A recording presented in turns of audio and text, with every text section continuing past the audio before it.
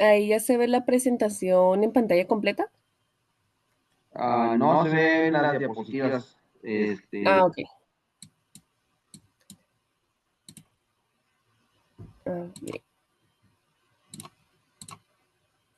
Ahí ya se ve.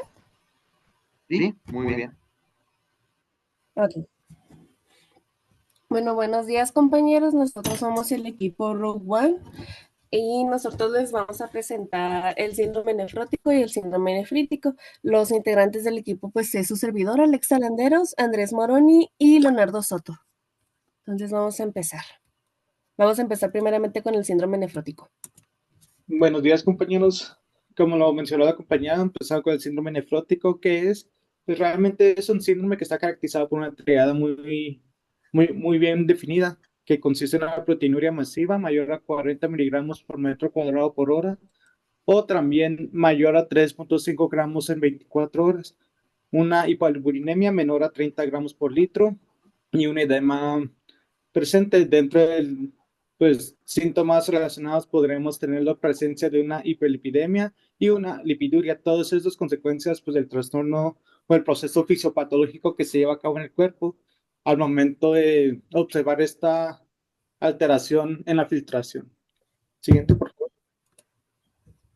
Dentro de algunos de los datos, pues tenemos que predomina lo que vendría siendo el sexo masculino, tiene su mayor incidencia en lo que vendría siendo la población afroamericana e hispanos, tiene mayor incidencia en niños que en adultos, con una relación de 26:1, es una incidencia del 2 al 7, de 2 a 7 por cada 100,000, y pues esto es frecuente en los niños menores de 18 años, con una prevalencia de 12 a 16 por cada 100,000 también.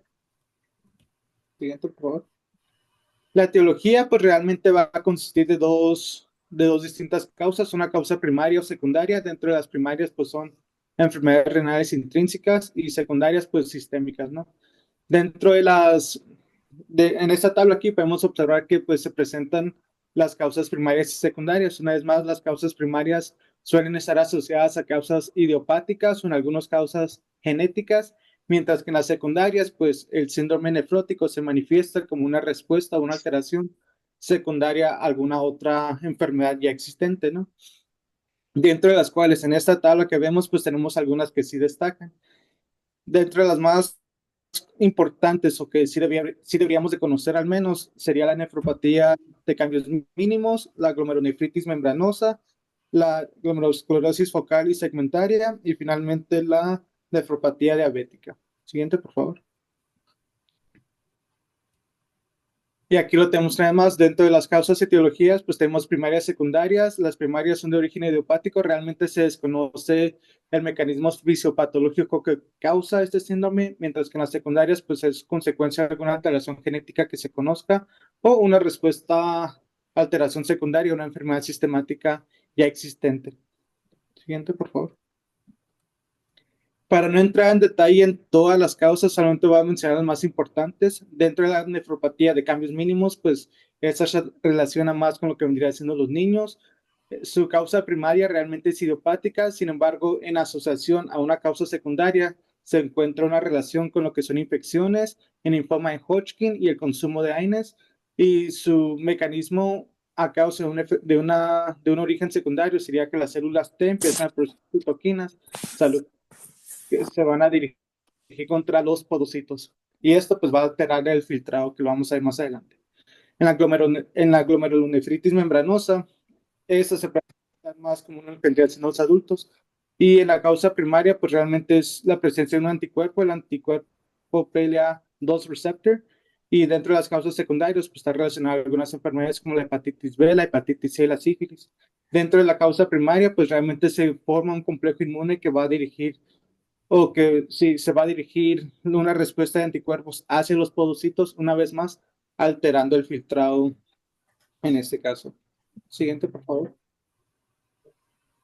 En la glomerulosclerosis focal y segmentaria, pues realmente es la más común de las causas primarias. Una vez más, el origen primario pues, es idiopático, se desconoce, mientras que en secundario pues, está asociado a lo que vendría siendo el VIH, el consumo de la heroína y la anemia de las células falciformes. Y finalmente, dentro de las causas secundarias, pues la más común vendría siendo la nefropatía diabética, ¿no? Lo importante, pues, es que el paciente en este caso tenga el antecedente del diabetes mellitus y en condiciones y su cascada fisiopatológica, por así decirlo, sería que la hiperglucemia del paciente nos produciría una nefroesclerosis de la arteria aferente. Esto pues va a hacer que se dificulte la salida de sangre, así aumentando la presión glomerular. Al aumentar la presión glomerular, aumentamos el filtrado. Eso nos va a causar un engrosamiento, perdón, de la membrana basal, una esclerosis del patrón nodular, una disfunción de los podocitos y finalmente una proteinuria. Pero pues una vez más adelante voy a explicar el proceso fisiopatológico de manera general. Siguiente, por favor. Recordando lo que es la fisiología normal, recordemos que el filtrado glomerular pues suele estar conformado por distintas estructuras. Dentro de lo primero sería pues que está, déjame ver si, no. Dentro de la primera barrera, una de las primeras que se va a topar pues va a ser el capilar fenestrado. Este va a ser un espalio dentro de las células, gracias, Este no. sí, va a ser este capilar fenestrado que pues va a tener una cierta longitud que va a permitir el paso de ciertas moléculas, electrolitos y demás. Nuestra segunda barrera sería los capilares fenestrados. Por encima de esta vamos a encontrar la membrana basal glomerular. Si lo recordamos, esta suele tener una carga negativa que es muy importante para repelar uh, moléculas negativas, dentro de las cuales pues, la más importante va a ser la albúmina, ¿no? Si está funcionando bien, esta se va a ver repelada por esta membrana basal. Y finalmente vamos a tener... ¿Mande? Perdóname. Déjame discutir acá. Me están preguntando una cosa aquí. Y por encima de la membrana basal glomerular, pues vamos a tener la presencia de los podocitos, que pues eso ya sería la última barrera de filtrado. Y pues si más nos recordamos, pues tenemos los filtration slits, que son esos pequeños espacios entre los procesos flagelantes de los podocitos, que realmente ya son la última barrera del filtrado glomerular, ¿no? Siguiente, por favor. La fisiopatología se ve poquito robusta, pero no lo es realmente. En cuestión de la fisiopatología, pues recordemos primero la triada, que es la proteinuria, el edema y finalmente la hipoalbuminemia. En este caso tenemos una alteración que está afectando la función adecuada de los podocitos, que está destruyendo, no permite que repele adecuadamente la albúmina. Y dentro de esta albúmina, pues también tenemos más proteínas que se estarían secretando. Dentro de, pues una vez más, la más importante es la albúmina. Entonces estaríamos teniendo una proteinuria y una disminución de la hipoalbuminemia a nivel sanguíneo. Esta proteína, la albúmina, en esos casos, recordemos que es una proteína muy importante para mantener lo que vendría siendo la presión oncótica plasmática, que esta presión, pues realmente su función es mantener el líquido dentro de los vasos. Al disminuir esta presión oncótica plasmática, tenemos varias respuestas. Primero, la teoría infrallenado, ¿no? Al tener esta disminución de esta presión, se activa el sistema renina, angiotensina, aldosterona, pues en el cual vamos a tener una mayor retención de sodio y de agua, lo cual nos va a estar produciendo este edema que es característico de la triada, mientras que por otro lado, mientras está reduciendo la presión oncótica plasmática a nivel hepático, vamos a tener un aumento de producción de múltiples proteínas y lípidos. En este caso, pues vamos a tener un aumento de lo que vendría siendo el LDL, los triglicéridos, el VDHL y pues más factores, ¿no? Que en un paciente que ya está, por así decirlo, descompensado, pues se va a manifestar pues con colesteroles totales elevados y triglicéridos elevados. Esto nos va a producir pues, lo que es la dislipidemia, nos va a aumentar los factores de riesgos asociados a una enfermedad o alguna alteración cardiovascular y pues va a progresar lo que vendría siendo el daño renal. Por otro lado, también hay un aumento en la síntesis de fibrinógenos que nos va a estar promoviendo un estado procoagulante al disminuir los factores procoagulantes, en este caso dentro de los más importantes, pues la antitrombina. Y pues realmente esta alteración no solamente renal, sino, ya lo mencioné, afecta a lo que dice el sistema cardiovascular, sin embargo también disminuye las defensas, lo cual puede poner a nuestro paciente en un estado de compromiso en el cual esté más susceptible a que se digan las infecciones respiratorias, ¿no? Que son dentro de las más comunes. Siguiente. Y aquí lo tenemos, ¿no? Al estar eliminando la albúmina por lo que sería el filtrado y tener volúmenes o cantidades bajas dentro de lo que vendría siendo el torrente sanguíneo, pues dentro del intersticio renal, pues va a aumentar el óxido nítrico disminuye, hay una resistencia al factor arterial, gracias, arterial natriurético en los túbulos colectores, lo cual nos va a llevar a una retención primaria de lo que vendría siendo el agua y sodio. Eso también se ve, pues, observado por el glomérulo y el filtrado, ¿no? Lo cual nos va a aumentar, perdón, el volumen plasmático, nos aumenta la presión capilar, una transsudación de agua al espacio intersticial, lo cual nos produce el edema. En este caso, pues es parte de la triada clásica del síndrome nefrótico. Por otro lado, el edema también se manifiesta por la disminución de la presión oncótica plasmática, en la cual vamos a tener la traducción del agua al espacio intersticial, la cual se manifiesta como edema. Una vez más, este espacio intersticial se ve aumentado mientras que el espacio vascular disminuye, lo cual nos da una hipovolemia, una activación del sistema renina-angioaldosterona, la cual va a aumentar la retención de agua y sodio, una vez más, manifestándose como un edema. Entonces ahí es como pues, se ve la triada, ¿no? La albuminuria en este caso, o la proteinuria, recordemos que debe ser mayor a 3.5 gramos por día. Hay una disminución de la albúmina en nivel sanguíneo y finalmente la presencia del edema. Siguiente, por favor. El cuadro clínico, pues realmente está la triada, que es la que estaba mencionando, la presencia de un edema que puede iniciar en cara y se vuelve generalizado. En casos graves sí se podría llegar a presentar un edema pulmonar. La proteinuria, que pues se refiere, o pacientes en algunos casos refieren como la orina espumosa, y finalmente lo que vendría siendo la hipoalbuminemia, que se puede manifestar como el signo de Merkel. Es importante conocer que estas alteraciones o esta irregularidad o esta disfunción dentro del proceso fisiológico, pues sí nos va a causar más complicaciones que el paciente podría manifestarse, como disnea, la presencia de una ascitis, las alteraciones trombóticas, en este caso, pues por la disminución de los factores coagulantes, ¿no? En este caso, la disminución de la antitrombina 3. Siguiente, por favor. Su diagnóstico, pues realmente muy sencillo y dirigido.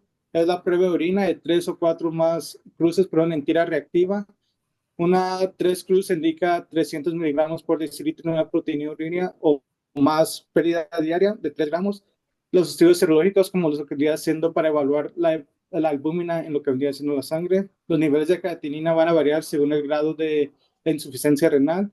Una hipercolesteremia e hipertrigliceridemia. Esto más que nada, pues ya sería como una respuesta a se presenta como una respuesta hepática para tratar de compensar esta pérdida de albúmina. Y finalmente el ultrasonido y el aumento pues, de cogenicidad renal nos va a orientar a lo que vendría siendo una fibrosis intrarrenal. Y ahora aquí no está mencionado, pero pues una de las maneras más precisas, por así decirlo, poderlo diagnosticar sería la recolección de 24 horas de orina. ¿Por qué? Porque eso nos va a permitir la cuantificación de la orina, que si nos da mayor a 3.5 gramos por litro, pues podríamos tener el diagnóstico ya establecido. Sin embargo, pues muchas veces a los pacientes no les queda claro las instrucciones de cómo debe ser esta recolección dentro de las 24 horas, lo cual pues podría alterar los resultados o desorientar al médico en cuestiones de que pues nos dé un falso negativo, ¿no? Un negativo positivo. Siguiente.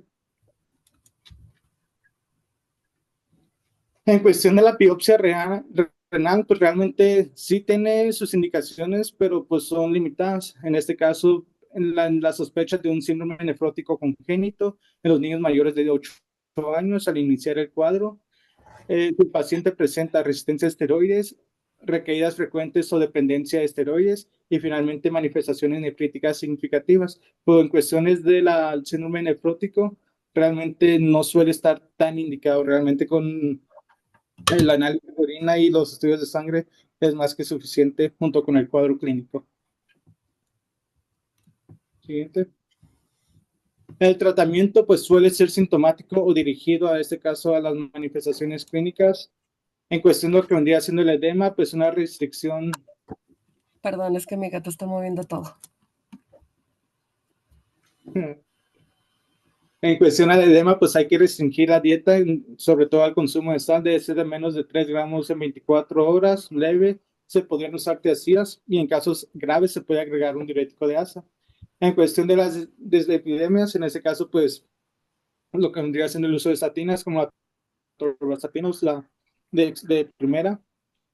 Para el estado de hipercoagulidad no se recomienda realmente el uso de profilaxis por anticoagulantes, puesto que el estado de hipercoagulidad no es realmente como una respuesta que está activando esta cascada. Primero hay que tratar propiamente lo que vendría siendo la proteinuria, ¿no? Para revertir todo esto. Y finalmente para la proteinuria, pues una restricción de dieta, sobre todo las proteínas de 0.6 a 1 gramo por kilogramo por día. Siguiente. Y aquí lo tenemos, ¿no? Pues para tratar el edema, pues hay que tener esas restricciones de sal. Hay medidas posturales para reducirlo si es sistemático. Si se resuelve, pues continuar con el tratamiento. Si realmente sigue, pues ya agregamos algún diurético como la furosemida o torosmida y en dosis mínima y irla aumentando, ¿no? Si se resuelve el cuadro, pues continuar con el tratamiento. Si no tenemos, pues tenemos de dos opciones en la cual realmente consiste agregarle un segundo tratamiento o algún segundo diurético al ya previamente utilizado. Si se resuelve, pues intenta pasar al escalón terapéutico inferior para ir disminuyendo ya esta carga de tratamientos terapéuticos. Si no funciona, pues ya sería una perfusión intravenosa de un diurético de asa o puedes administrar albúmina más lo que vendría siendo el diurético de asa. Siguiente. En cuestiones de tratamientos específicos, pues realmente van a estar dirigidos a la etiología propia del síndrome nefrótico. Lo había mencionado que pues sí son múltiples causas o enfermedades que podrían ser causa primaria o secundaria del síndrome nefrótico. Para las glomerulopatías primarias, pues la combinación de algún esteroide, como lo que vendría siendo la prednisona o el metilprednisolona, junto con algunos inmunosupresores, mientras que en los casos que están asociados a alguna infección, como lo que vendría siendo la hepatitis C, pues interferón alfa y rabeverina, ¿no?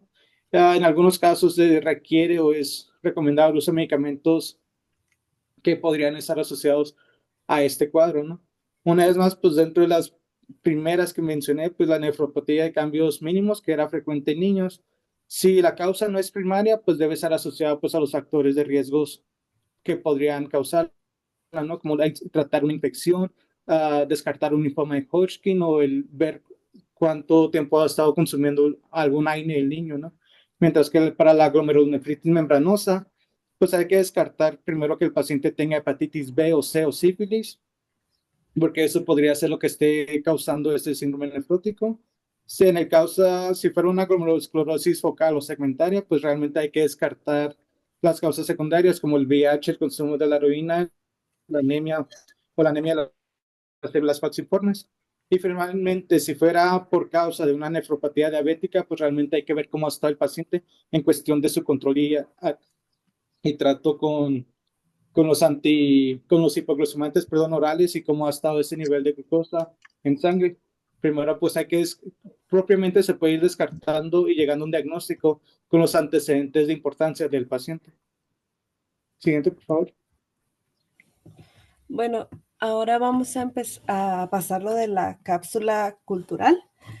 Y hoy venimos a contarle la historia de los Óscares. Cuando nosotros hicimos la exposición, pues apenas habían pasado los Óscares, pero pues bueno, aquí se las traemos.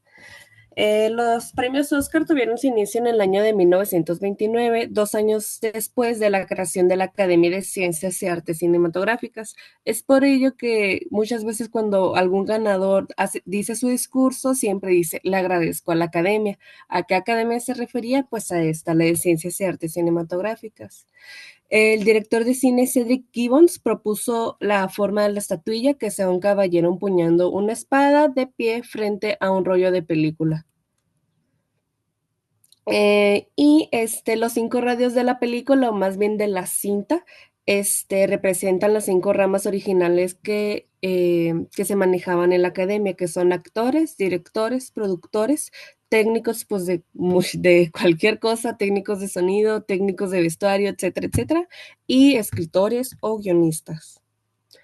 En la actualidad cuentan con 24 categorías, dentro de las que se encuentran es mejor actor mejor actor principal, mejor actor de reparto, mejor actriz principal, mejor actriz de reparto, mejor película, mejor maquillaje, mejor guión original, mejor guión adaptado, entre muchísimos otros, pero pues los más relevantes pues son esos, mejor director, mejor productor y mejor actriz, también algo interesante es que durante la temporada de premios, por lo general los Golden Globe suelen ser una premisa de cuáles van a ser los ganadores en los Oscar, que es como el premio más importante en la carrera de este tipo, del entretenimiento. Y bueno, antes de empezar con el Kahoot, pues dentro de otros datos interesantes, pues podemos mencionar que sobre todo los de este año y en relación a lo que había mencionado de los Golden Globe, por ejemplo, Demi Moore ganó Mejor Actriz, si mal no recuerdo, ganó Mejor Actriz en rol principal, sí, no, Mejor Actriz de, no, sí era Mejor Actriz en los Golden Globe, pero lo perdió en los Oscar, entonces ahí como que se perdió un poquito la tradición.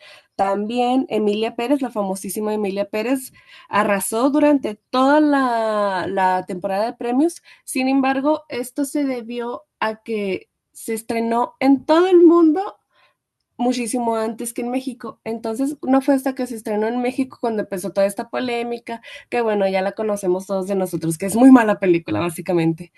Em, entonces, para cuando ocurrió toda esta polémica, todavía no empezaban los periodos de votación de los Oscar. Es por ello que, pues, esta película al final de cuentas terminó como una de las mayores perdedoras en la historia de los Oscars, puesto que tuvo 13 nominaciones y nada más se llevó dos o tres, no recuerdo. Entonces, pues sí, esas son cositas que no siempre se cumplen en cuanto a la tradición de los Golden Globe y los Oscar.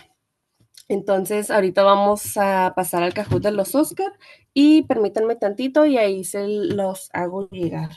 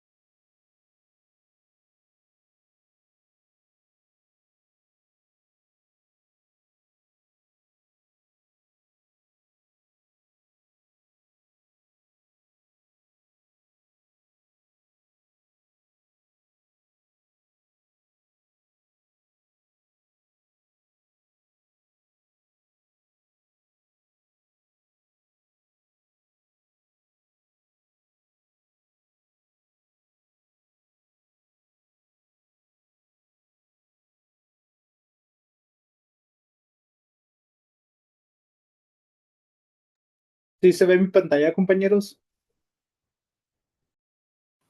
Sí, sí se ve.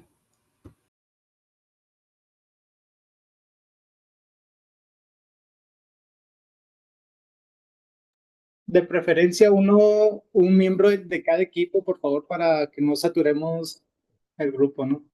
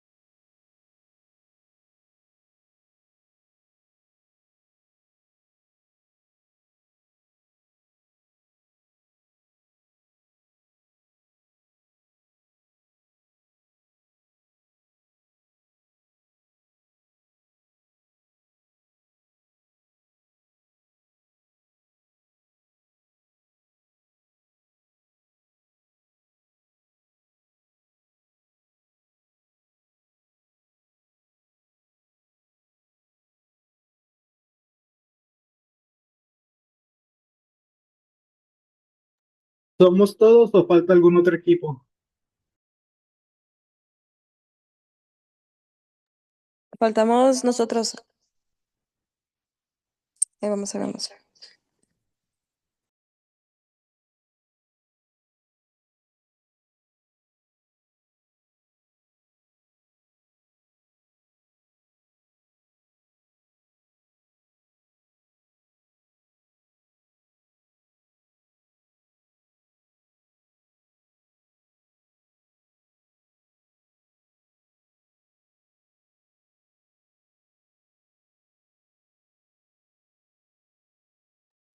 Les da unas pistas, compañeros. Realmente es los Oscar a través de la historia. Entonces van a ver, no recuerdo las preguntas exactamente, pero van a ser preguntas muy generales.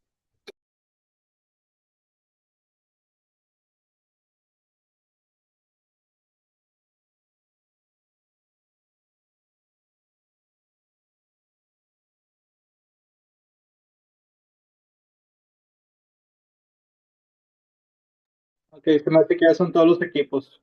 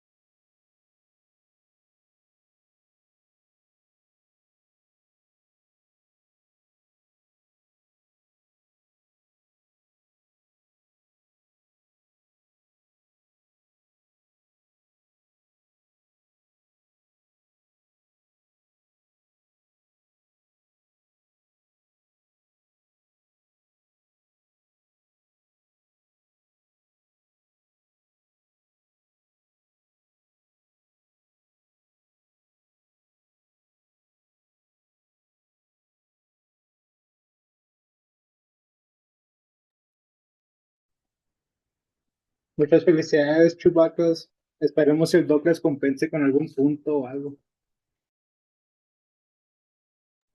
Como siempre, serán recompensados.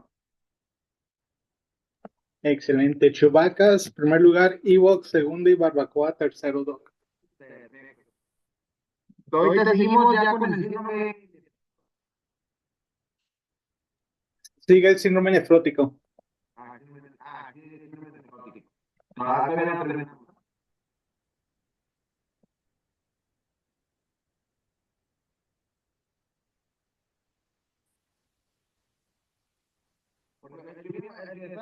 Era el nefrótico.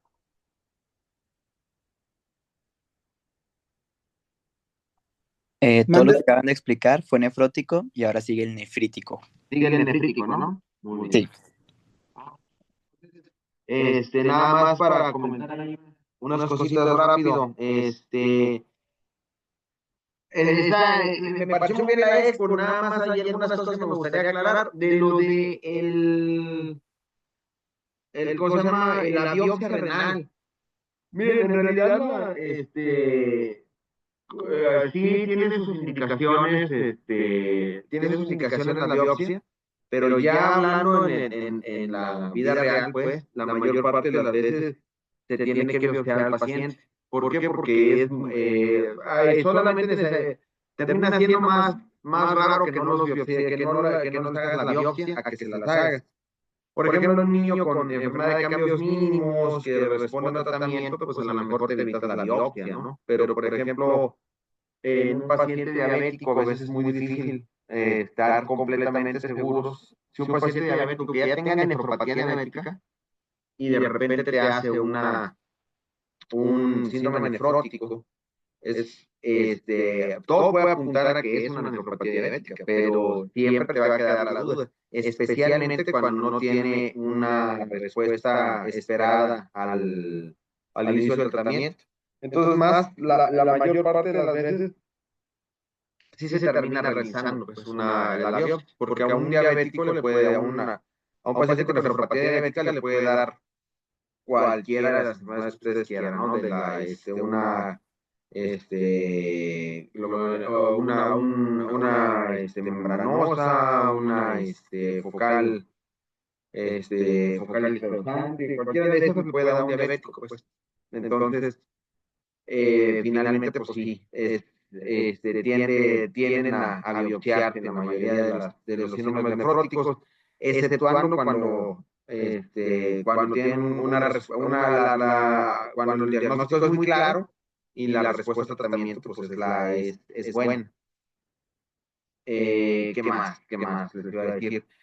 Las guías de Cadivo sí mencionan ahora el manejo de anticoagulación con warfarina, especialmente cuando la albúmina está entre 2 y 2.5 o ya tiene el paciente algún factor predisponente a trombosis, lo cual no es tan raro, pues, tomando en cuenta que los factores predisponentes por trombosis pueden ser muchísimos, sobre todo algunas cosas te pueden causar síndrome nefrótico.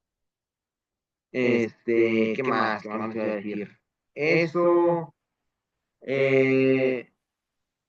regresa tantito más para atrás, Doc, a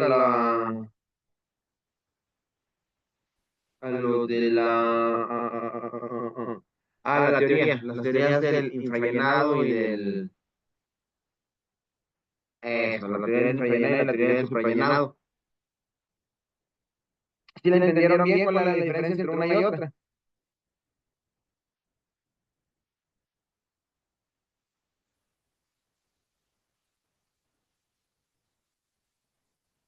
Sí.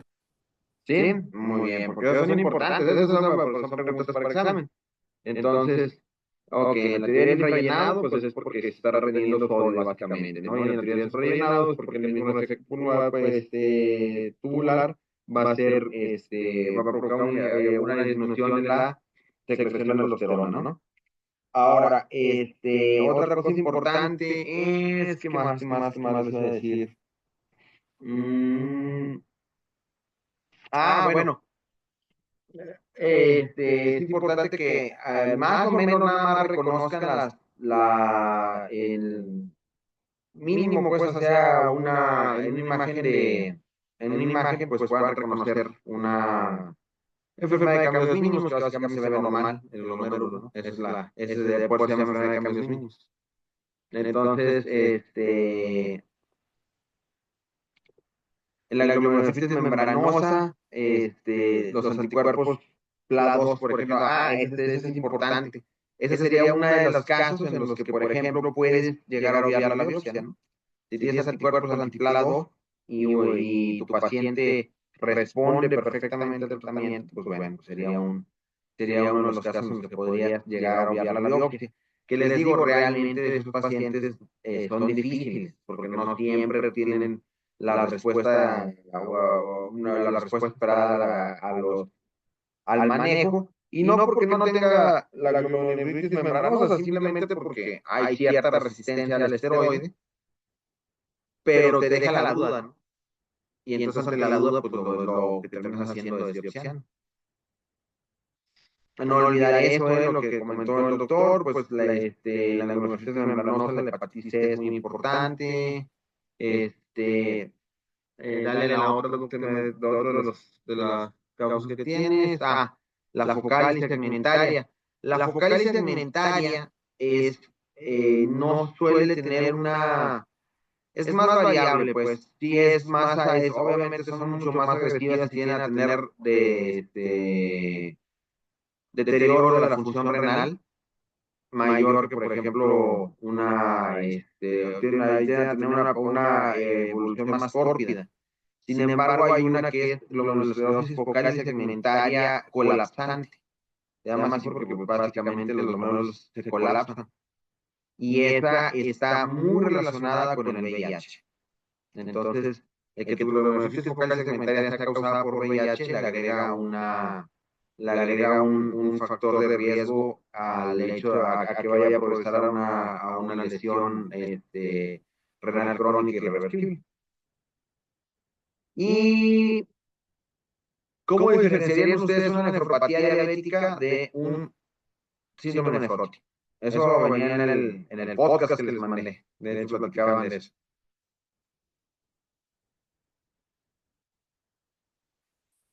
¿Lo podría repetir, Doc? ¿Cómo diferenciaríamos a un paciente con un paciente? No siempre va a tener en los pacientes un nefrótico florido, pues, o por lo menos no necesariamente en su primera visita, ¿no? Entonces, por ejemplo, si tú tienes un paciente, un paciente con diabetes, que tenga, proteinuria, ¿qué es lo que hasta qué punto ustedes pensarían que en qué punto empezarían a pensar en un síndrome nefrótico, por ejemplo? ¿O cómo diferenciarían entre un síndrome nefrótico y una nefropatía diabética? Pues que la nefropatía diabética ya avanzada puede tener pérdidas de proteínas importantes.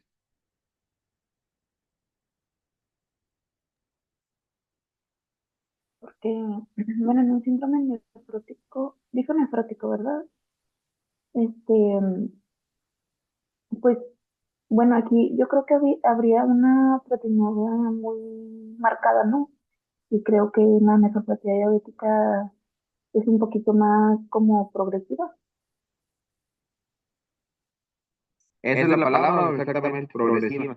La nefropatía diabética va de poco a poco, ¿no? Este aspecto, pues, o sea, no es de las nefropatías, es una de las principales causas de síndrome nefrótico en adulto, es la causa más común, pero, pero la nefropatía diabética como tal, solita, pues, va avanzando lentamente. Lentamente, pero imparable, ¿no? A menos que, te digo, tú le puedes dar medicamento al paciente y todo para tratar de disminuirla, pero es una curva a través de los años. De hecho, un diabético, pues, lo ideal es hacerle un examen general de orina por lo menos una vez al año, ¿no? Para la búsqueda intencionada de proteinuria. Pero va subiendo, ¿no? Empiezan con 30, luego después si al otro año a lo mejor ya traen 80, después 150, después 300, pueden llegar, digo, pueden ya una nefropatía diabética avanzada, pues pueden llegar a tener hasta más de 1 gramo de proteinuria, ¿no? Que cuando ya hablas de síndrome nefrótico, el punto de corte ya serían los 3.5 gramos de proteína. Sin embargo, pues de todas maneras, muchas veces puede comportar como un síndrome nefrótico. O sea, son divisiones a veces arbitrarias, ¿no? Puedes tener un síndrome nefrótico de 2.5 gramos de proteína. Si tu hígado no alcanza a compensar la pérdida de albúmina, pues te vas a hinchar como sapo. Entonces, pero esa es la cosa, por ejemplo, normal en una nefropatía diabética, una evolución progresiva de esa proteinuria, ¿no? Pero si un diabético está hace un año tenía 150 de proteinuria, hace 6 meses tenía 300, hace un mes tenía 400, y hoy se presenta con 1 gramo de proteinuria de repente, o 800 de proteinuria de repente, y la anterior era de 400. Ya no es normal, pues. Un cambio brusco en la progresión tiene que ser una bandera roja, pues, de que hay algo ahí agregado.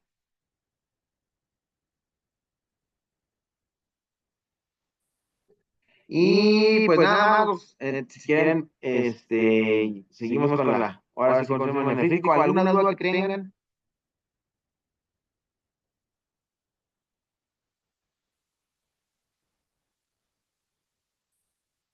No, doctor. Muy bien, excelente. Entonces vamos con el síndrome nefrítico. Bueno, pues ahora vamos a continuar con el segundo síndrome, que es el síndrome nefrítico. ¿Le podrías dar a la siguiente, por favor? Y vamos a iniciar primero mencionando qué es. Este pues va a ser, como le dice el nombre, es un síndrome, y va a estar caracterizado por la siguiente clínica: hematuria, hipertensión, oliguria y edema, que en este caso lo que está descrito como su triada viene siendo la hematuria, la hipertensión y el edema, pero pues la oliguria viene siendo un síntoma también muy frecuente en estos pacientes. Esta pues puede ser por una enfermedad renal primaria o puede ser una manifestación clínica de otra enfermedad renal glomerular. ¿Le podrías dar a la siguiente? Listo. En cuanto a epidemiología, pues bueno, esta es muy común que sea secundaria pues a otras enfermedades, por lo tanto su epidemiología depende también de a qué sea secundaria. Por ejemplo, esta puede ser secundaria a una infección, por lo tanto, en ese caso, pues la epidemiología va a depender de qué tipo de infección nos esté causando la glomerulonefritis. O también hay enfermedades autoinmunes a las cuales son secundarias, como por ejemplo el lupus, y como sabemos, pues esto es más común en mujeres. Entonces, pues si ese tipo de datos, pues depende de qué hace secundario. Pero así como términos en general, la mortalidad aumenta con la edad, tiene una mayor mortalidad en mujeres y se presentan de 9.5 a 28 casos por cada 100.000 personas en países en desarrollo. En cuanto a su etiología, el 90% de los casos son secundarios a una infección por estreptococo beta hemolítico del grupo A, es decir, el estreptococo piógenes, y otras causas pueden ser la glomerulonefritis proliferativa aguda, que en este caso, pues, en los niños viene siendo también postestreptocócica, y en el caso de que sea una infección de vías aéreas superiores, se puede presentar de 7 a 10 días después, y en el caso de que sea una infección cutánea, es decir, el impétigo, se presenta de 2 a 3 semanas después, pero también puede estar asociado a otro tipo de infecciones, no específicamente la infección estreptocócica del piógenes.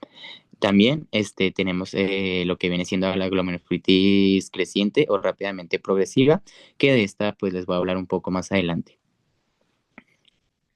Ahora, en cuanto a la parte de infecciones, pues como les mencioné, no únicamente el estreptococo piógenes pues es el agente etiológico. En cuestión de bacterias también podemos encontrar estafilococo, neumococo, salmonela y brucela. Y como podemos ver, pues tenemos realmente bacterias que son tanto de tubo digestivo, respiratorio o cutáneos. En el caso de los virus tenemos hepatitis B, Epstein-Barr, varicela, citomegalovirus y la rubiola. Y en el caso de parásitos, pues tenemos malaria, toxoplasma, rickettsias y algunos hongos. Como pueden ver, pues tenemos toxoplasma y rickettsias, por lo tanto también hay que tener de cierta manera y atención en la convivencia con animales. Ahora, también esto pues se puede dividir en base a, así es propiamente por una alteración renal o una alteración sistémica. Y en cuanto al complemento, es decir, la respuesta inmune del complemento, pues como está presente. Por ejemplo, en aquellas que son de afección renal con un complemento bajo, pues puede ser de origen una glomerulonefritis aguda post-streptocócica, glomerulonefritis membranoproliferativa o glomerulopatía C3. En el caso de afección renal pero con complemento normal, está la nefropatía por IgA, la glomerulonefritis rápidamente progresiva idiopática, la enfermedad por anticuerpos antimembrana basal glomerular. Y en el caso de la afección sistémica con complemento bajo, pues tenemos el ES, endocarditis, nefritis del Chun. Mm,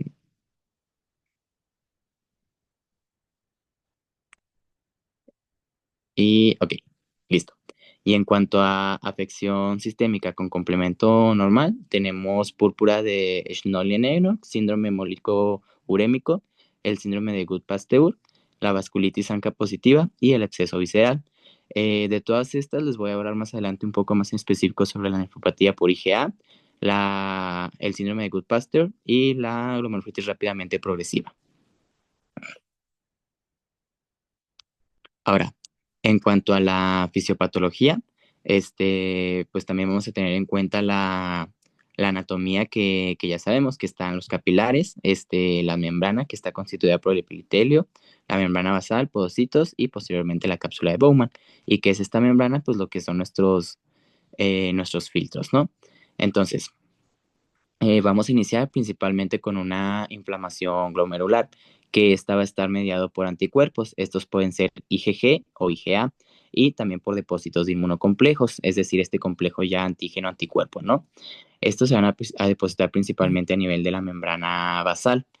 ¿Y qué van a producir? Pues nos van a producir una reacción inflamatoria, lo cual nos va a generar daño principalmente en el endotelio, lo que va a generar un estrechamiento de sus fenestraciones.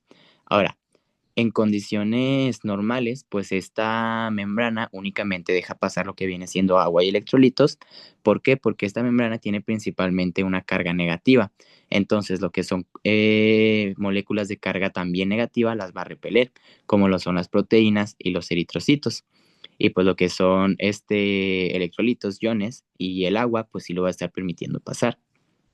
Ahora, vamos a tener que en el momento que existe esta inflamación y este ensanchamiento de las fenestraciones, pues ya se va a permitir el paso de lo que vienen siendo tanto eritrocitos como proteínas, que a proteínas principalmente nos referimos a albúmina.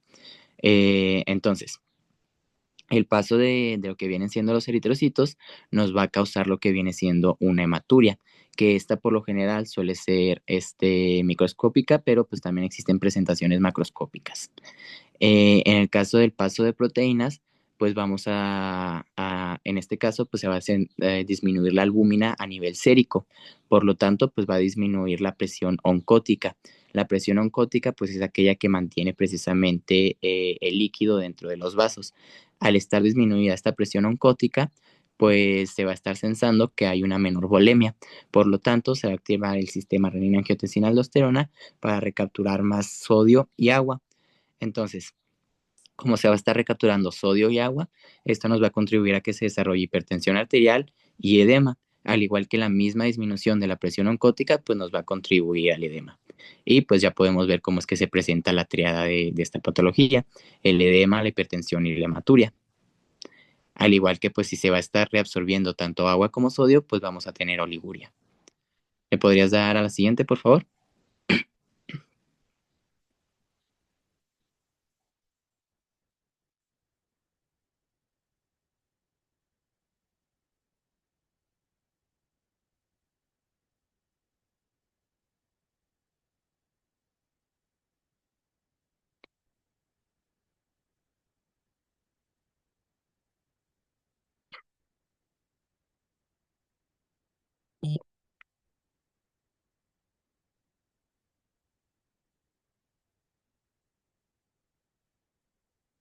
Alexa.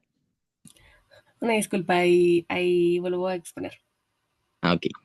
Bueno, no, está bien.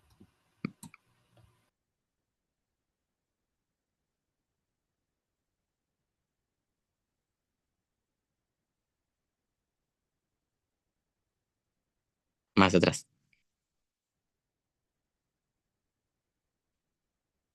Atrás. Ahí.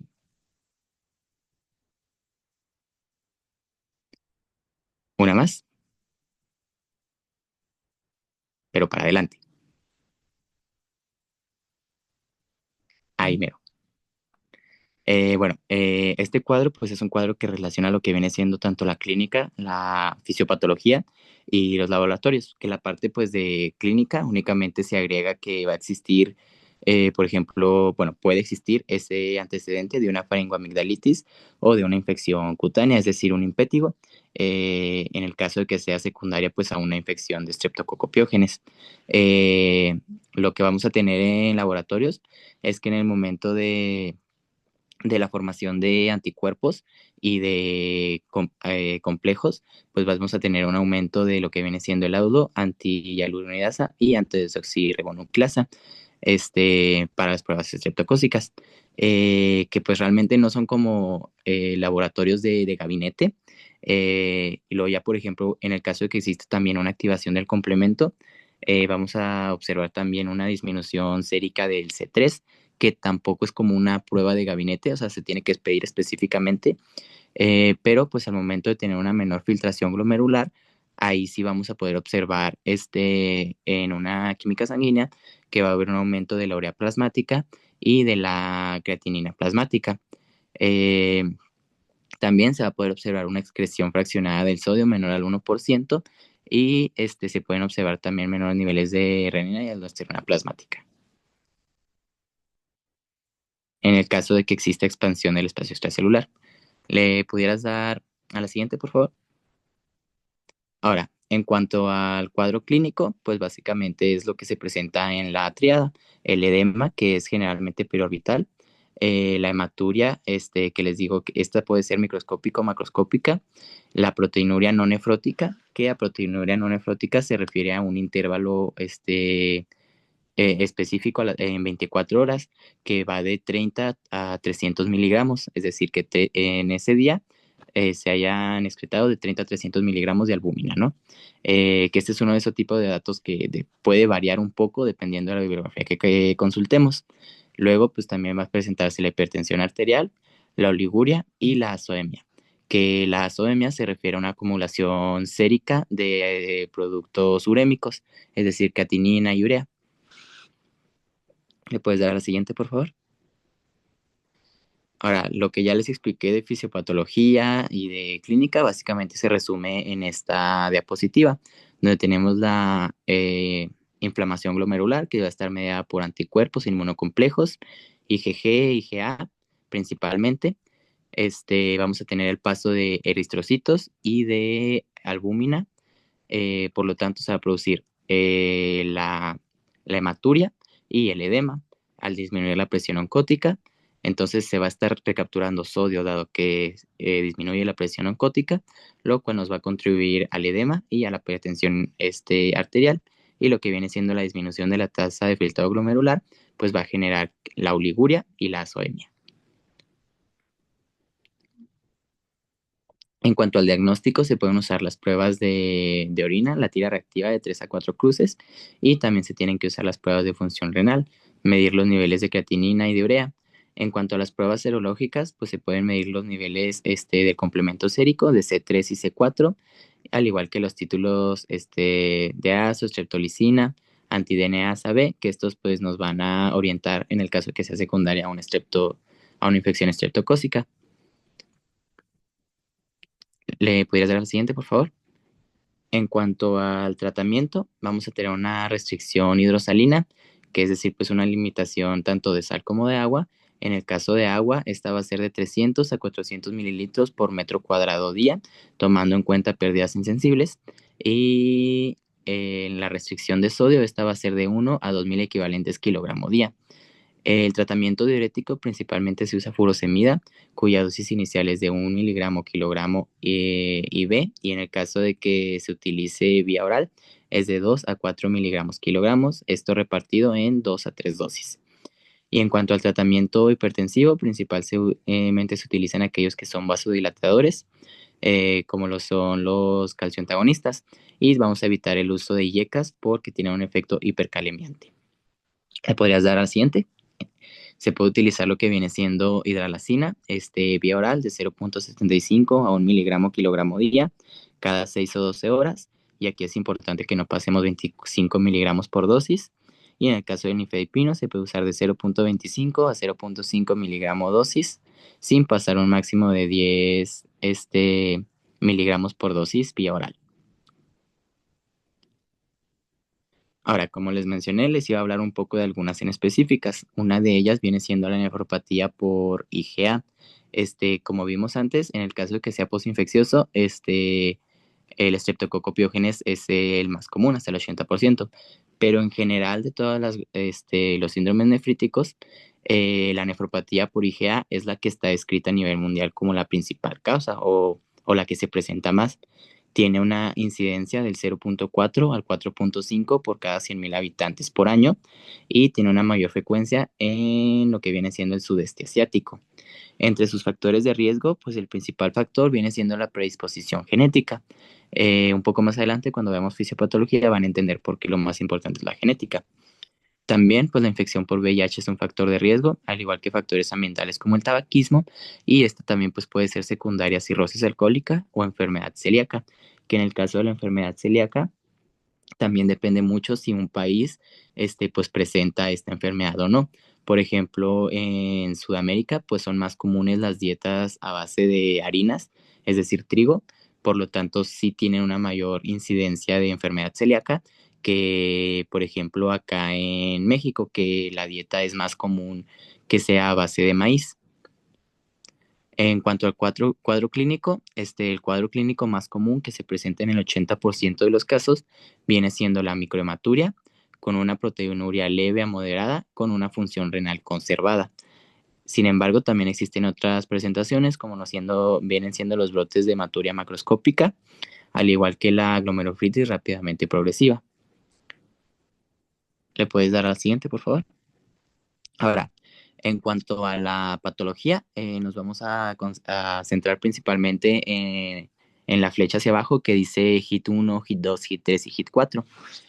Porque, bueno, es la teoría de los hits, de los 4 hits, que básicamente nos habla acerca de cómo es que va pasando cronológicamente esta patología.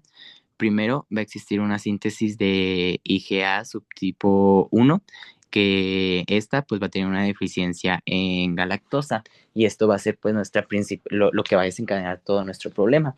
Por eso les mencionaba que lo que viene siendo la genética es el factor de riesgo más importante, ya que pues es por genética que se suelen dar estos defectos, ¿no? En la síntesis de ciertas proteínas. Entonces, esta IgA1 defectuosa en galactosa va a generar que se reconozca como un patógeno, por lo tanto se van a estar formando anticuerpos frente a esta IgA defectuosa, lo cual lo que corresponde ya al HIT 2. Luego, nuestro HIT número 3 va a ser que se van a formar inmunocomplejos, es decir, la IgA defectuosa más los anticuerpos que se generaron frente a esta IgA. Y ya a partir de aquí, básicamente nos guiamos con la fisiopatología en general que tenemos de la glomerulonefritis.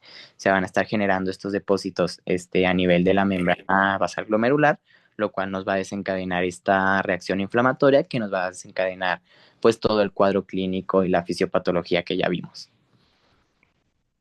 ¿Le puedes dar a la siguiente? En cuanto al diagnóstico y tratamiento, pues el diagnóstico viene siendo pues por la biopsia, que se pueden observar una glomerulonefritis proliferativa mesangial con incremento de matriz y celularidad mesangial de distribución global y sinequia en la cápsula de Bowman. Si ustedes son muy buenos en histología, le van a entender al texto y a la imagen. Si no, el patólogo lo hará por ustedes. Luego también es importante que una vez que tengamos esta biopsia se le da una clasificación, que es la clasificación de Oxford, que se clasifica con una mnemotecnia, que a cada letra se le da una puntuación. La mnemotecnia es, bueno, esta rara, es mens, realmente no es algo que a nuestro idioma tenga mucho sentido, pero pues esos son los puntos que se evalúan, y se les da, les digo, una puntuación, lo cual nos va a dar al final un puntaje, que esto pues ha sido descrito en la literatura, ya que nos puede hablar acerca de la progresión o el pronóstico que pueden tener estos pacientes en base a la puntuación. ¿Le puedes dar a la siguiente, por favor? En cuanto al diagnóstico y al tratamiento, pues primero hay que descartar lo que vienen siendo causas secundarias, como digamos una vasculitis por IgA o una IgA secundaria, una infección viral, alguna enfermedad inflamatoria intestinal, de aquí que pueda ser secundario a enfermedad celíaca, algún tipo de enfermedad autoinmune, a cirrosis hepática. Luego, digamos, una vez que ya descartamos todo y que efectivamente pues tenemos que es un diagnóstico de nefropatía por IgA, vamos a estratificar el riesgo con la biopsia y la histología. Vamos a tener la puntuación del mes C, que es la tabla que vimos anterior. Luego, pues también es importante que estimemos lo que viene siendo la filtración glomerular, al igual que midamos la proteinuria, porque en base a esto, pues vamos a tomar decisiones clínicas. Luego vamos a iniciar pues las medidas terapéuticas generales, el control de la presión arterial, las modificaciones en el estilo de vida, plantear si vamos a asociar ISGLT2 o no, al igual que valorar los antagonistas de receptores de endotelina. Lo cuarto viene siendo pues reducir la inflamación. Esto pues se puede realizar con glucocorticoides sistémicos, al igual con inhibidores del complemento. Y ya por último, hay que reducir también la producción de IgA. Esto se puede usar con budesonida y inhibidores del BAFF-APRIL, que el BAFF-APRIL se refieren a son órganos, o sea, se refiere a órganos en específicos que tienen una función inmunológica, en donde se van a estar pues produciendo estas IgAs defectuosas. También pues está la depresión de las células B, que son las encargadas precisamente de producir anticuerpos, y y se puede usar también micofenolato de Mofetil. ¿Le podrías dar a la siguiente, por favor? Ahora, la otra patología de las que íbamos a hablar era el síndrome de Goodpasture, que esta es una condición autoinmune, suele ser muy rara, pero es grave.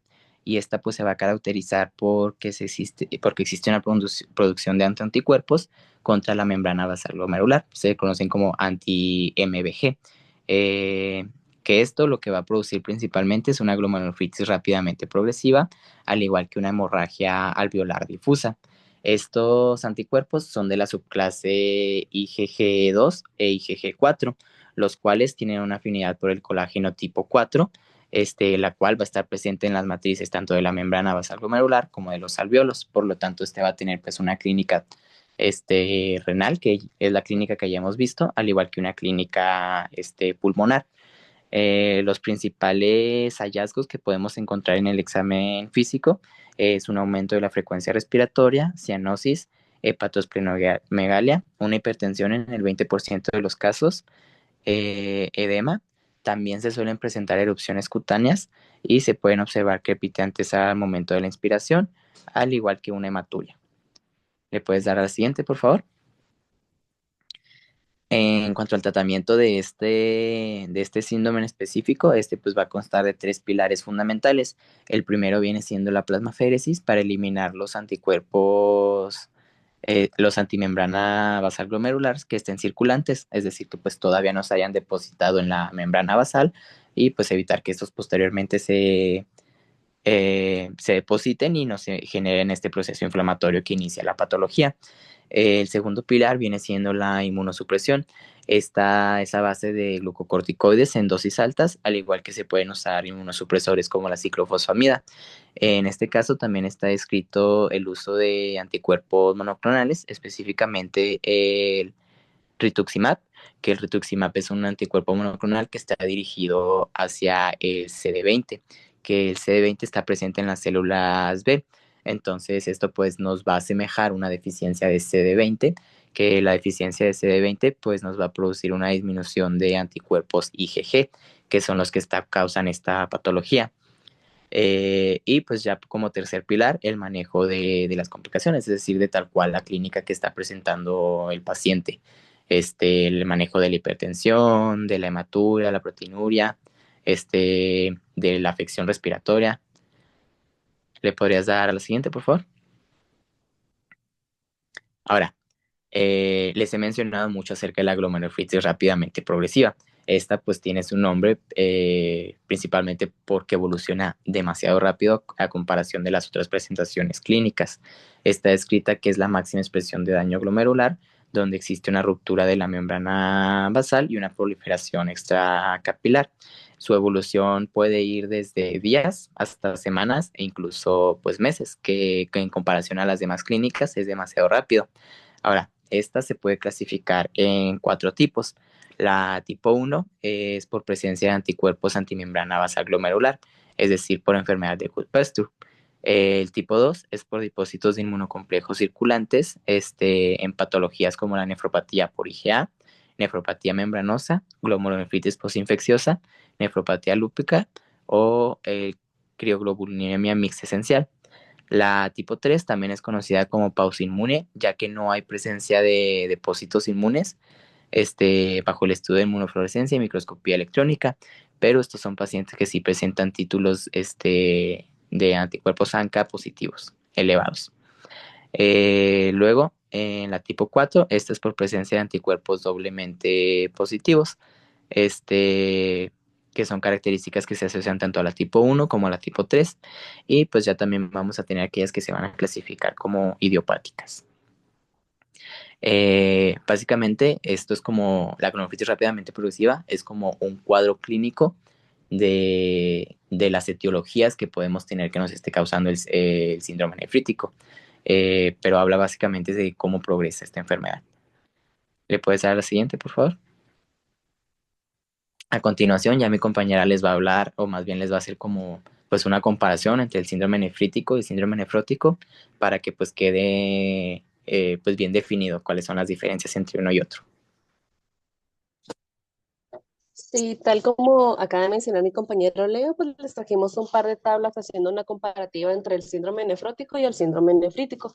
Lo primero que tenemos que diferenciar, aprender a diferenciar, son las causas. En el caso del síndrome nefrítico, hay que quedarnos claro de que este es debido a una inflamación glomerular, que al final de cuentas nos va a reducir la tasa de filtrado glomerular. A diferencia del síndrome nefrótico, que aquí ya estamos hablando de un daño estructural a la membrana basal, a la barrera de filtración, que ya lo había mencionado mi compañero Moroni, que nos va a aumentar la permeabilidad del capilar hacia las proteínas. Otra de las cosas que tenemos que diferenciar, ya pues prestando atención a todo lo que han mencionado mis compañeros, es la incidencia. La incidencia en el síndrome nefrítico tiende a ser más abrupta respecto al síndrome nefrótico, que tiene un desarrollo más insidioso. En cuanto al edema, si bien se encuentra en ambos síndromes, se va a diferenciar en su severidad. Es más severa en el síndrome nefrótico, y esto es debido a la hipolvominemia que ya hemos estado mencionando, además de la retención de agua y sal, a diferencia del síndrome nefrítico, que ya es un poco más ligero. En cuanto al síndrome nefrótico, en cuanto a la presión arterial, una disculpa, lo vamos a encontrar elevado en el síndrome nefrítico, pues debido a la activación del sistema renina-angiotensina y la retención de agua y sodio. Y en el síndrome nefrótico, pues se va a encontrar en valores límites, aquí es un poco variable porque también se menciona que puede estar o elevado o disminuido. Entonces, pues depende mucho del caso que se esté mencionando. En cuanto a la hematuria, se va a encontrar mayormente en el síndrome nefrítico hasta 3 cruces, y en las tiras reactivas, pues se van a encontrar los eritrocitos. En cambio, en el síndrome nefrótico, pues no va a ser tan común encontrar hematuria. Y en las tiras reactivas lo que se va a encontrar mayormente pues van a ser lípidos o triglicéridos. En cuanto al aspecto de la orina, vamos a encontrar lo que es la hematuria microscópica o macroscópica y la oliguria. Y en el síndrome nefrótico derivado de lo que es la proteinuria, vamos a encontrar la orina espumosa. Derivado de esta misma orina espumosa, pues vamos a tener tres cruces en la tira, cuatro cruces, perdón, en la tira reactiva, que esto nos indica una pérdida de 3 a 3,5 gramos por día de proteína. En cambio, en el síndrome nefrítico, pues estos rangos son muchísimo más menores, que no llegan precisamente a los síndromes nefróticos. En cuanto a la tasa de filtrado glomerular, sí, tasa de filtrado glomerular, se va a encontrar disminuido en el síndrome nefrítico. Sin embargo, en el síndrome nefrótico, al menos en los primeros estadios de la enfermedad, no se va a encontrar alterada. La insuficiencia renal va a ser más común en el síndrome nefrítico respecto al síndrome nefrótico, y la albúmina aquí va a estar aumentada o disminuida, perdón, en el síndrome nefrótico, y en el síndrome nefrítico puede estar rozando los valores límites o ligeramente elevados. En cuanto a las etiologías, pues ya los habíamos mencionado. Por ejemplo, en el síndrome nefrótico, pues vamos a tener las causas primarias que pues se desglosan en lo que es la enfermedad de cambios mínimos, la nefropatía diabética, la glomerulosclerosis focal segmentaria, la nefropatía membranosa, entre otros, como la enfermedad amiloide o de depósitos densos. Todo esto pues relacionado al mismo daño estructural que sufre la barrera de filtración glomerular. En cambio, en el síndrome nefrítico, pues como lo estábamos mencionando, pues es principalmente una inflamación.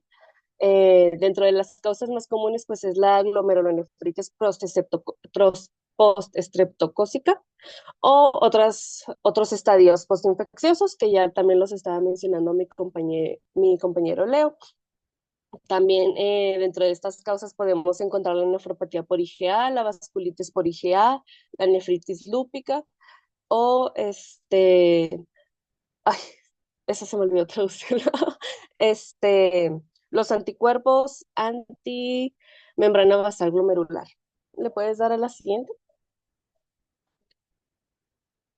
Y esto ya es una tablita un poquito más digerible, pero pues también de la misma manera hace una comparativa entre el síndrome nefrótico y el síndrome nefrítico. Nuevamente reiterando, pues vamos a tener que diferenciar cuáles son las estructuras afectadas. En el caso del síndrome nefrótico es una mayor permeabilidad glomerular derivado al daño de la misma barrera. Y el síndrome nefrítico es meramente una inflamación.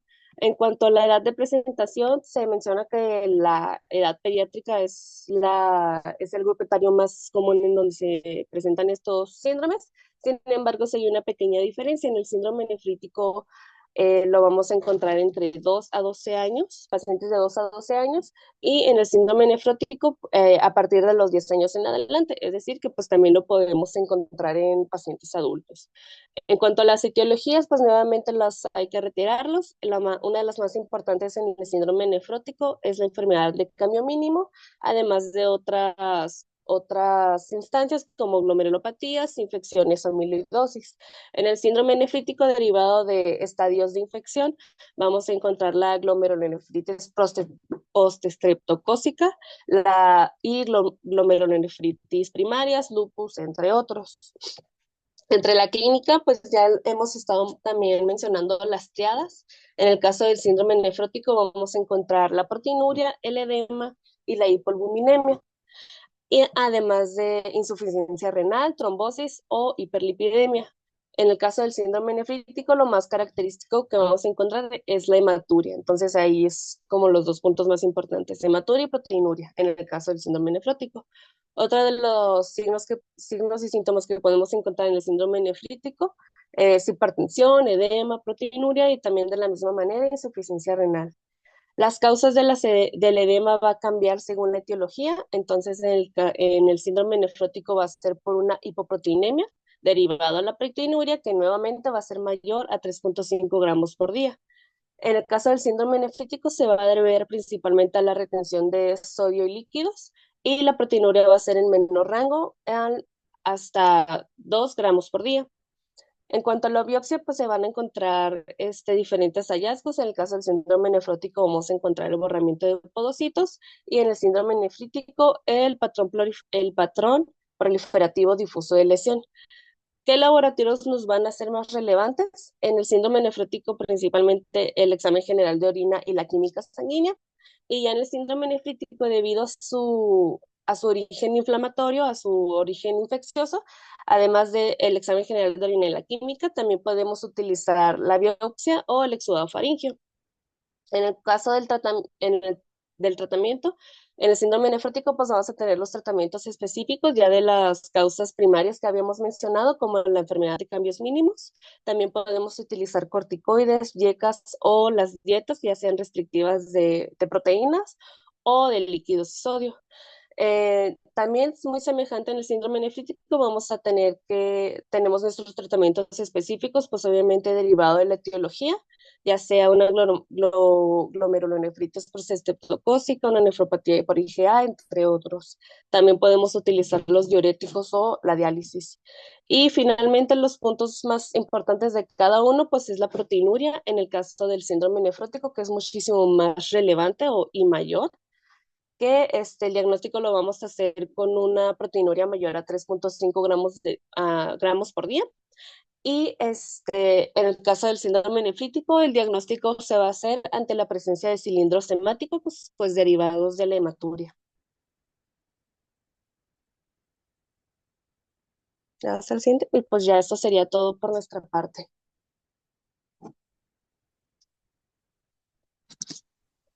Muy bien, excelente. No hay Kahoot de síndrome nefrítico.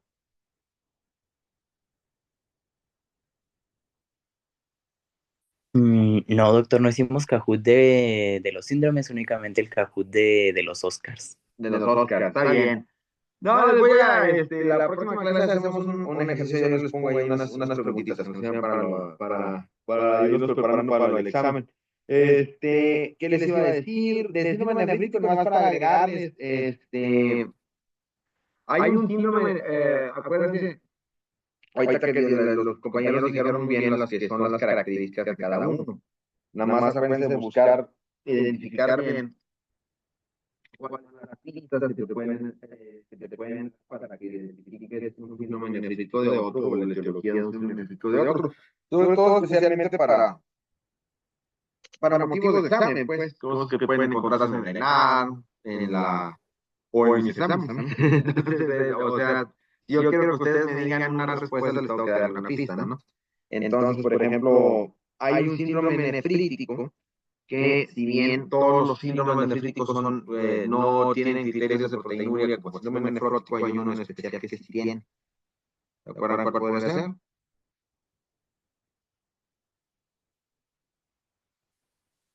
La nefritis lúpica.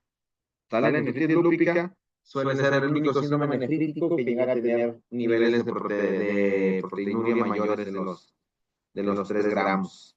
¿Sale? Esa es una. Otra característica, por ejemplo, si ustedes les doy datos de un paciente con síndrome nefrítico y les digo que ese paciente tiene pues, ¿qué sería? ¿No? Es un paciente con proteinuria menor de 2 gramos, hematuria, trae trae hipertensión y aparte tiene antecedentes de asma, de difícil control. Entonces, ¿qué teología podría yo estar pensando ahí? Nomás con eso que les dije. Un asma o alergia de difícil control.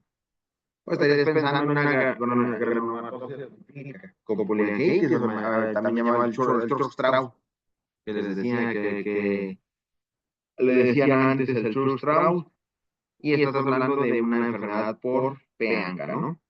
Entonces, son pistas que yo les puedo dar. Pues, de todas maneras, no se preocupen, les voy a dar más información de eso antes de aplicarlo en el examen. Les digo que a veces la próxima semana hacemos otro ejercicio así para reforzar todo esto. Por ejemplo, ¿qué otra cosilla? Hay un síndrome nefrítico congénito.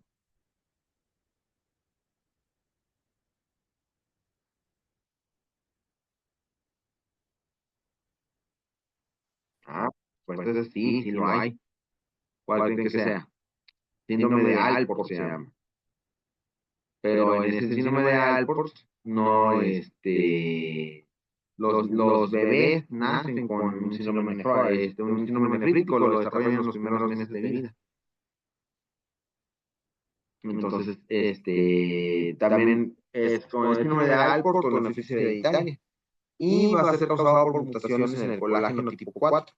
Entonces, ¿cómo podría decirles para que ustedes pudieran pensar en eso? Pues puedo decir, me llega a su consultorio un niño de 1 año que detectó le detectaron en una revisión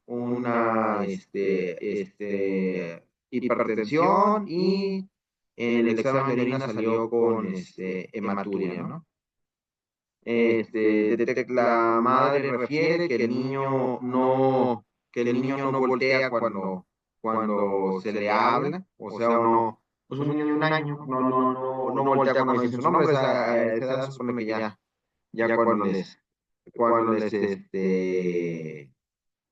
les dice su nombre, por lo menos tienen que voltear, ¿no? Entonces, el niño no voltea cuando le hablan, y refiere a la mamá también que le hicieron que lo revisó el oftalmólogo y le mencionó que tenía un problema, pero no recuerda cuál. Pues estos son los datos de un síndrome de Alport, que son mutaciones del colágeno tipo 4, entonces son niños que presentan, aparte de la nefritis hereditaria, sordera y un lenticonus, que es como hagan en cuenta que el lente ocular está picudo, o si tuviera forma de una pirámide. O sea, si lo ponen a contraluz, le ven así sus lentes al niño, pues, pero eso por lo regular nada más lo detecta el oftalmólogo. Pero son pistas, pues, que les podría dar para que me dieran la respuesta. ¿Sale? Pero digo, eso los podemos seguir practicando. Ahorita les mando al grupo, ya tengo su tarea para la siguiente semana. ¿Y qué tema sigue después de este?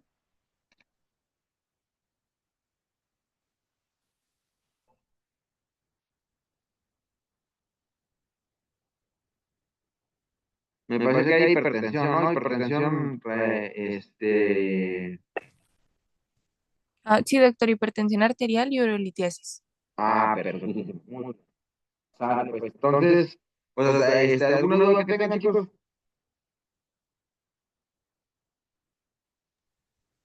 No, todo bien. No, ¿todo bien? Perfecto. Bueno, entonces, ahí les mando su tarea y el próximo fin empezamos con los temas de hipertensión y urolitiasis y hacemos así el ejercicio. Yo así espero que ya no todo conspire para que podamos vernos en persona otra vez. Ok, doctor. Ándale, pues cuídense mucho, que tengan bonita semana, nos vemos. Gracias, Doc. Igualmente, doctor. Gracias, doctor, igualmente. Igual, Doc.